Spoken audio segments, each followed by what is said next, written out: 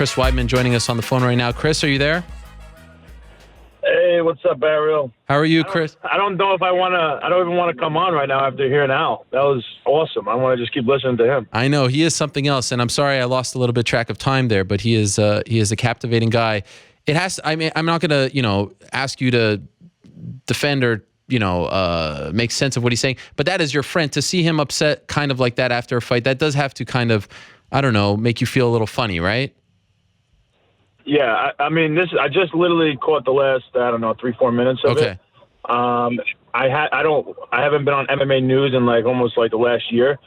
I used to go on MMAfighting.com's app on the iPhone, which I told you about. It doesn't work anymore, or it stopped working, and I deleted it. So I'm kind of, and I used to go on the MMA forums, like the MMA.tv on the ground, and then it got way too sloppy with some losses, and I'm like, you know what? I think it's just better to stay off this type of crap.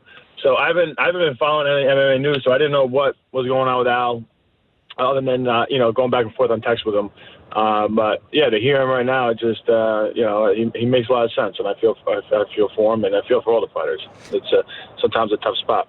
Okay, let's talk about your situation, because you have your own stuff going on. Where do we stand with this appeal with New York State? Of course, we saw you fight just a couple of weeks ago. Didn't go your way. Controversial finish. All kinds of confusion. You appealed. Where does that stand at the moment?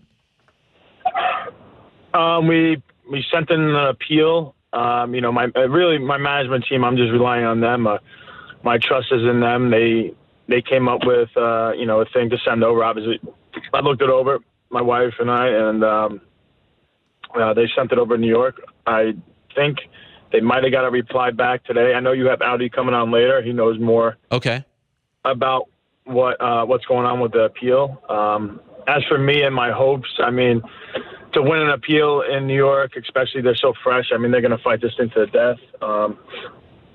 At the end of the day, it doesn't make a huge difference for me personally. I know what happened in there was chaos and not right. And I got I was on the losing end of it. It sucks for a lot of reasons, but at the end of the day, I can't control any of it. It's over, and I got to just look to the future. And so whether they make it a no contest, or not, I'm not focused on that. I'm letting my management team deal with that, and hopefully the right thing happens. But I'm not putting in much time and effort into thinking about that. At the end of the day, it was a sucky situation that I was a part of, and it wasn't what I wanted to happen at all. I don't think it was even what Mousasi wanted to happen. So I just happened to be a part of it. Have you watched the fight again? Yeah, I watched it. I think I watched it that night, and maybe the day after, and that's all so far. So this idea that you were playing the game, the hand, do you feel in hindsight like you shouldn't have done that? Do you feel, or were you just flowing in the fight? Right, let me explain. Again, I don't listen. I don't watch MMA. I don't really go on MMA news. I really don't. I haven't been on one website. But on my Twitter and stuff, I'll see things every once in a while. Yeah. And me playing the game. Let's just rewind a moment to the time where I first of all, I hit 5 of 7 takedowns against a guy. I shot a takedown. He snapped me as I shot the takedown. As I shot for the leg, he kind of sprawled and he locked up both of my arms. So it wasn't a front headlock position. Let's be clear. This is going to be over the heads of most MMA people.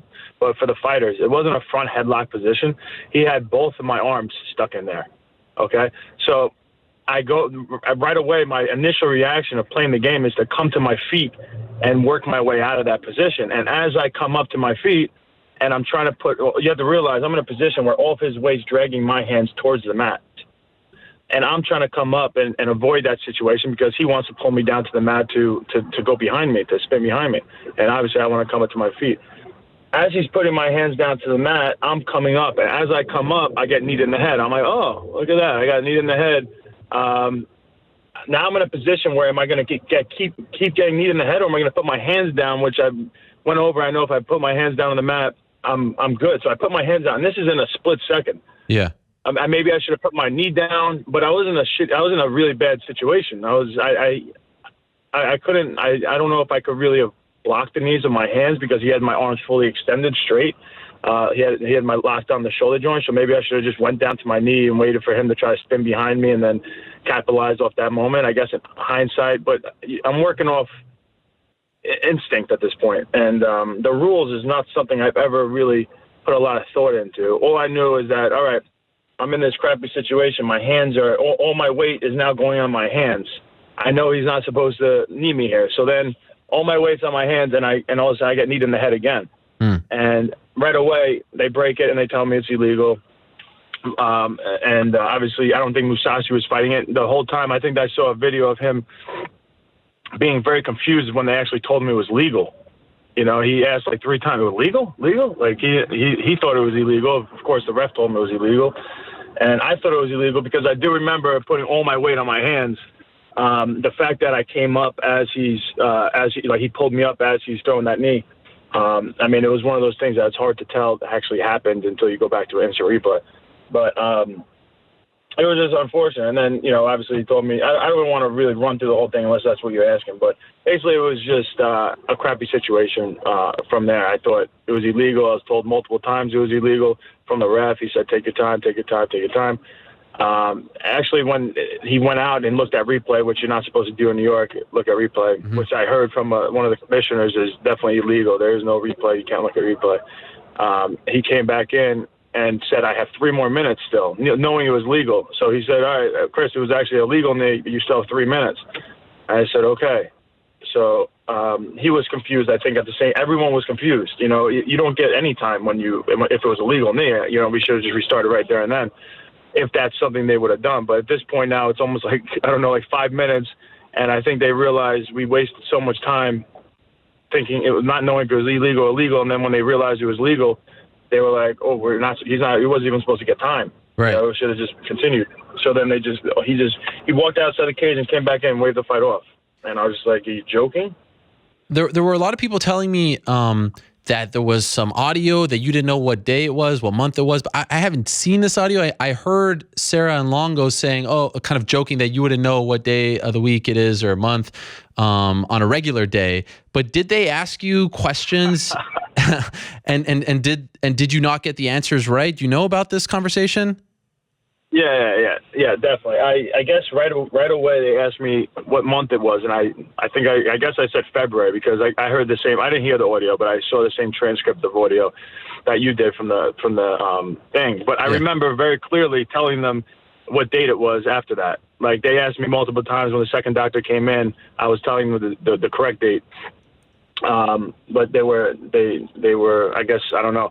But I don't know. That's one of the questions. Did they stop the fight because they thought I was unfit to continue? Or did they stop the fight because Dan came back in and realized that I had over 5 minutes and I wasn't even supposed to have time to begin with? And the whole thing was already supposed to be stopped, So I don't know. I don't really know what the answer is there. I know that as far as me as a fighter, I could have continued 100%. Yeah. I was definitely kneed in the head twice.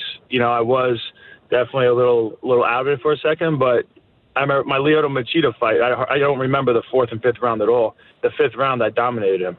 So he hit me with some good stuff in the 4th, and the 4th and 5th was out. I was definitely out of it for that fight, but I definitely dominated him still at 5th round. So I think I would have went on to dominate Mousasi and even finish him. Now this is all, my opinion, and you could argue this back and forth because we'll never know, for that one event. But I do want a rematch. I felt like I was dominating the fight. Even the second round when he came forward and I was doing the backpedaling and he's throwing punches, he didn't really land anything. Like he was missing. I was very coherent. There wasn't I wasn't rocked. For some reason, I think maybe the crowd went off and he just started thinking I was rocked and he started throwing crazy punches. Mm-hmm. I was covering and I was fine. The rest of that round, that was the round I took him down and mounted him, and then I took his back. So, I mean, that round was a close round.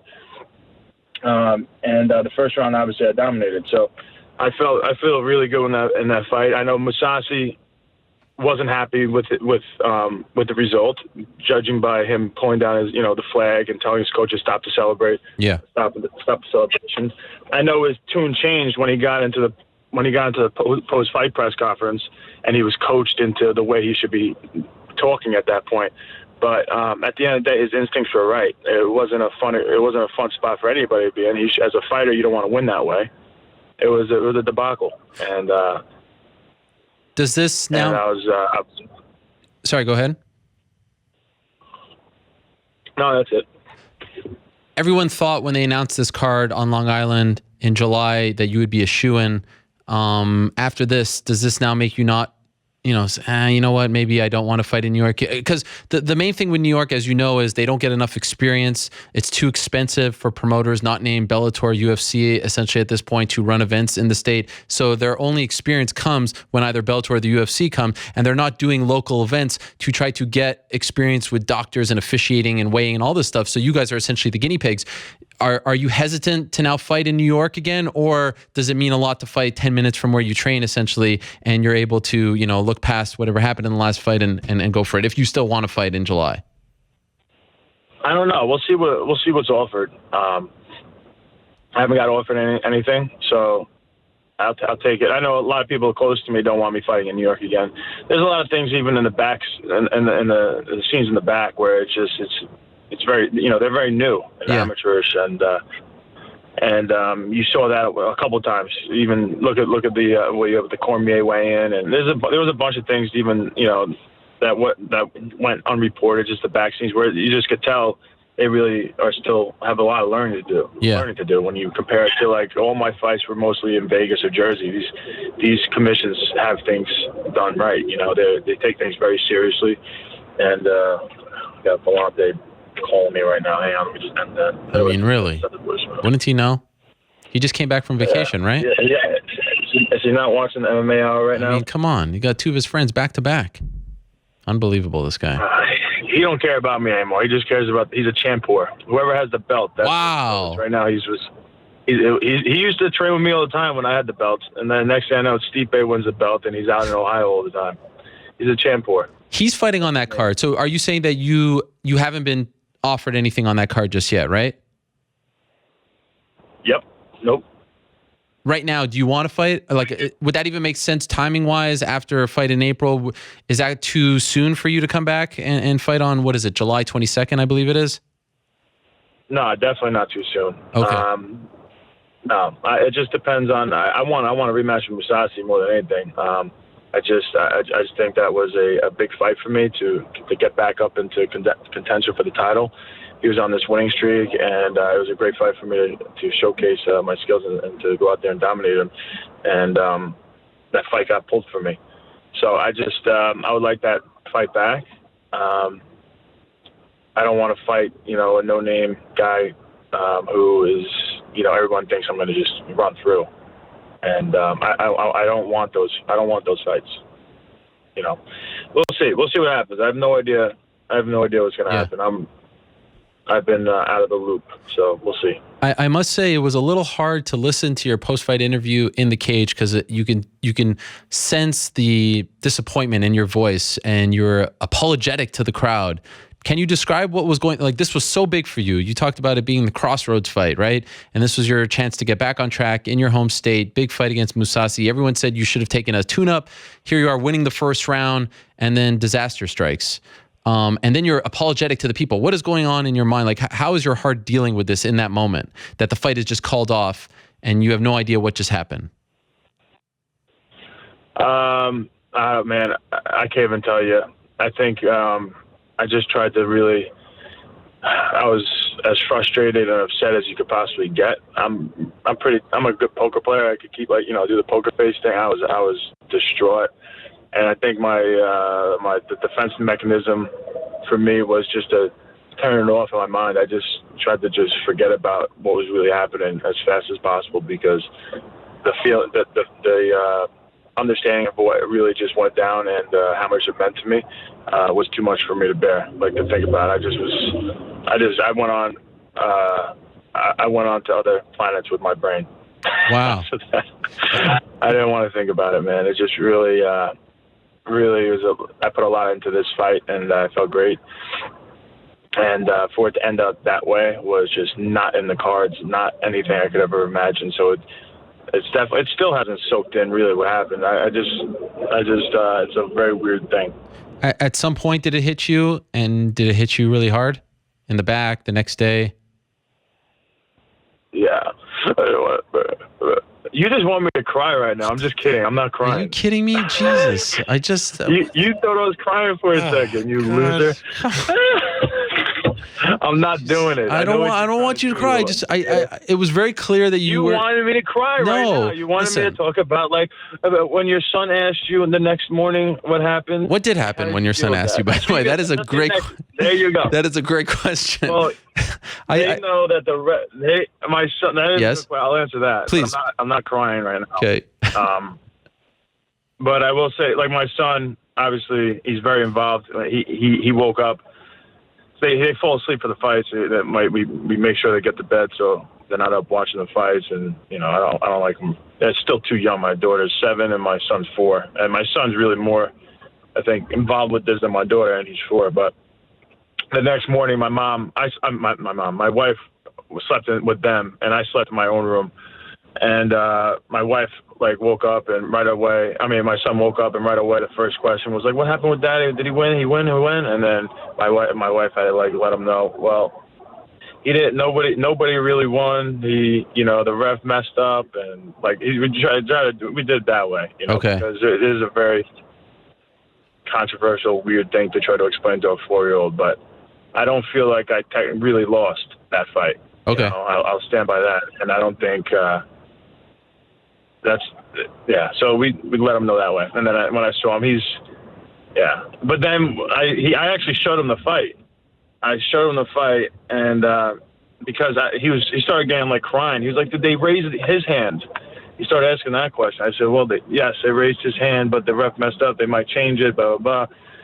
And so they go back. So then I start showing him the fight to show him that I was winning the fight, blah blah blah. Show him the whole fight. And they get to the end, and he wants to see whose hand was raised. Oh man, smart kid. So yeah, he won't let me. Yeah, he won't let me just get off of it. So we watch, and I'm gonna, I plan on kind of walking him through why they messed up, and you see my hands were down, or you can't see it. And then he saw they raised his hands, and he started he just started crying. He said, "I can't believe you lost 3. You lost 3 fights. I didn't want you to lose. I want you to win." I'm like, "Oh my God, kill me!" And I'm like, "I'm gonna get a rematch. I'm gonna beat him. Don't worry. They didn't really win. This is bullshit." Oh man. Yeah. Now I'm gonna cry. This kid's. Well, I'm not tearing up now. You did it. Yeah. I got a little tear going. Not like I'm probably sparkling if someone was looking at me. I'm not tearing. It's not coming down on the cheek or anything. But still counts. As honest I could be. Still counts. Yep. You did it, man. You're the best reporter in the world. Is it fair to say, Chris, that you're not expecting them to change anything? That would be a shocker, right? Yeah, definitely. If I was to walk through it all and explain it to somebody, I feel like they definitely should change it. But I'm not putting any emotional attachment to whether or not what they do with that, because really I have no idea. I really don't know what's going to happen, and I don't really care. At the end of the day, no matter what they say, I feel like this was a shitty position for me, and also Mousasi, and especially for me though, because I'm the one who lost at the end of the day. But I want the right thing to happen, but I'm not gonna cry either way. I just gotta focus on the future and winning fights. It's unfortunately this is part of the growing process of New York, and I became part of it. You know, and I don't know. It's just a weird thing. And as far as this happening, and obviously you were upset about it, and then the losses before that, does this at all, these losses and this experience over the last 2 years, does it at all change the way you view your career and your place in the sport? In other words, are you still as confident that you will one day regain a title and be the man and enjoy the success and the spoils that you did just a couple of years ago? Have you altered in that view at all after dealing with all of this? Definitely not. No. I'm 100% on track to do everything I said I was going to do. So I'm I'm gonna win the belt at middleweight, and then I'll go up to 205 and win the belt there. Oh yeah. After dominating the middleweight division for a little bit, so that will happen. But one step at a time. First we have to fight whoever pretty soon. Hopefully Mousasi, get that done. Hopefully he steps up, realizes he doesn't want to win that way because it's bullshit. He was getting beat up.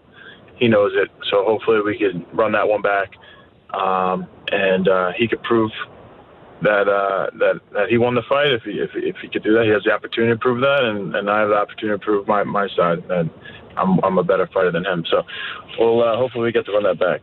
Last thing for you, when do you think you'll decide if you'll fight on that Long Island card? I mean, is it really up to me? Let's see I haven't been told. No one's brought anything up to me about it yet. Okay. So we'll see. I feel like it is kind of up to you. I mean, you are the draw in that area, but. Damn right I am. Yeah. Now we talk. How far do you live from How far do you live from that arena? I grew up like 12 minutes away from that arena. Wow. I went to NASA Community College, which is literally right around the block. I mean, not even right around the block. You literally, you cross the street, you're there. Then I went to Hofstra University, which is literally you cross the street, you're there at NASA Coliseum. I lived behind the McDonald's on Hempstead Turnpike right there in Uniondale for 2 years, which literally you walk out the front door, you look at NASA Coliseum. So I'm my whole life my gym is literally 1 minute from NASA Coliseum. It's in Garden City. So everything I do every day, I pass NASA Coliseum. Wow. For my entire life. I've never not been around it. So that's my home. Well, selfishly, I'd love to see you in that setting. It's even cooler, in my opinion, than you at MSG, but I can certainly understand why some of your family members, circle members, if you will, don't want you to fight there, because if I'm a fighter, I'm hesitant to fight in New York just because they don't have that experience. You can't just learn on the fly on the biggest stage possible. You need to get your feet wet with the smaller promotions and then be ready for when the UFC comes, and they're doing it backwards because of how expensive it is to run events in New York. So I wish you luck with the appeal, and of course, good luck in the next step, getting that fight that you want against Mousasi. Hopefully he does re-sign with the UFC so that can be possible, and I appreciate you coming on. I know you don't like MMA media anymore, so it means and that's kind of a revelation in this interview. I didn't know that you felt that way about it. Let me clean that up. Okay. First of all. Look at you throwing dirt on. You said that. Name, man. You said that. You don't dirt go on my name. You said you don't go on the news sites. Dirt on my name. All right. You better say my name with respect. Okay. Well, it's good to hear that now. You don't feel that way because 20 minutes ago. Yeah. 20 minutes ago, you're mixing up my words. I said I don't look at MMA. I don't go on the MMA forums. And I don't go on the MMA websites anymore. That doesn't mean I don't like you guys. Okay. I like all the reporters. I don't have any problems. You know my one problem I had with MMA reporter, and it was everybody knows. Well, you know about it. Your old colleague. I had a problem with one guy, and I put him in his place, and I told him why, and he rebutted, and I was fine. Now you're good. But if I had a problem with the journalist, I'd talk to him. But I mean, I just don't feel like seeing. I just wanted to step away. I stepped away. I don't want to see negative stuff all the time. No, I don't blame you. But that weight cutting video, that was good stuff. You saw that. That was awesome. That was good. Great with that. If it's on Twitter, I'm not like erasing myself from the world. I go on my Twitter, Instagram, Facebook. I do all the normal stuff, but I just don't go on my computer and go to MMAfighting.com. Anymore. I used to go on my phone. You guys took the app away, or did something? What happened with that? I don't know. It's a big problem. We're gonna work on it though. I told them what you said. I said, "Freaking Chris Weidman is upset. We need to fix this," and so they're working on it. Yeah. Hopefully, you guys can fix that. All right. Well, thank you, Chris. Right. I appreciate it. Buddy. Good luck. Thank you. Take care, buddy. There he is, Chris Weidman, stopping by. Great to hear from him as always.